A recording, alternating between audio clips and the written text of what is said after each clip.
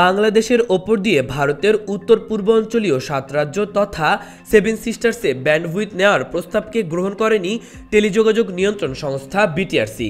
সম্প্রতি ভারতের এক প্রস্তাবের বিষয়ে এমন সিদ্ধান্ত নেওয়া হয়েছে বলে বিটিআরসির সূত্রে জানা গেছে। জানা যায়, অনুমোদন প্রক্রিয়া অনেকটাই এগিয়ে গিয়েছিল। 5 আগস্ট রাজনৈতিক পট পরিবর্তন না হলে এতদিনে হয়তো ট্রানজিটের অনুমোদন পেয়ে যেত। বিগত আওয়ামী লীগ সরকারের আমলে 2 international terrestrial cable company Summit Communications ও ফাইবার অ্যাট হোম এবং ভারতের টেলিকম অপারেটর ভারতীয় এয়ারটেল সম্মিলিতভাবে এই ব্যান্ডউইথ অবকাঠামো স্থাপনের উদ্যোগ নিয়েছিল। সে সময় এই প্রক্রিয়া অনেকটাই এগিয়েছিল।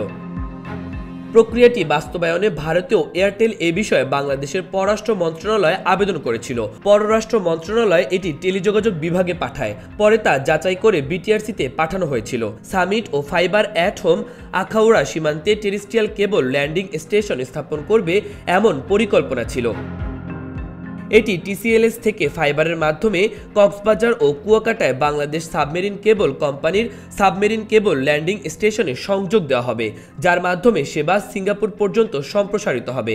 আর সীমান্তে টিসিএলএস থেকে ভারতীয় এয়ারটেল উত্তর পূর্বাঞ্চলীয় রাজ্য ত্রিপুরা, মিজোরাম, মণিপুর, অরুণাচল প্রদেশ, আসাম, নাগাল্যান্ড ও মেঘালয়ে দ্রুতগতির ইন্টারনেট সেবা দেবে।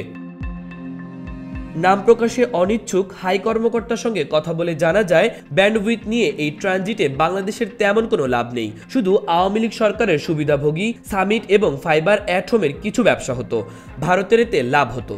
কারণ এখন ভারতের সেভেন সিস্টার্স থেকে চেন্নাই সাবমেরিন কেবল ল্যান্ডিং স্টেশনের দূরত্ব 5500 কিলোমিটার। এখান থেকে সিঙ্গাপুরের দূরত্ব আরও 8700 কিলোমিটার।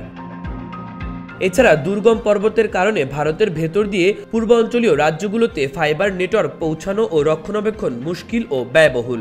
দীর্ঘ দূরত্বের কারণে ইন্টারনেট গতি হয় 55 মিলিসেকেন্ড, যা সিঙ্গাপুর পর্যন্ত 87 মিলিসেকেন্ড।